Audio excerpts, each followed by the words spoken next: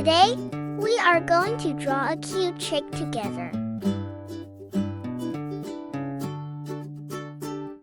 Step 1. Draw a tall circle that looks like an egg.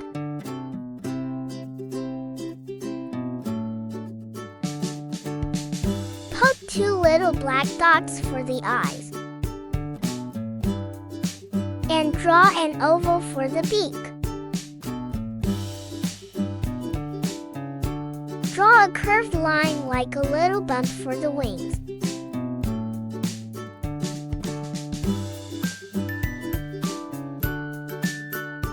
Last step, draw a straight lines and add 2 more sticks for the feet. Good job! Now we are ready to color.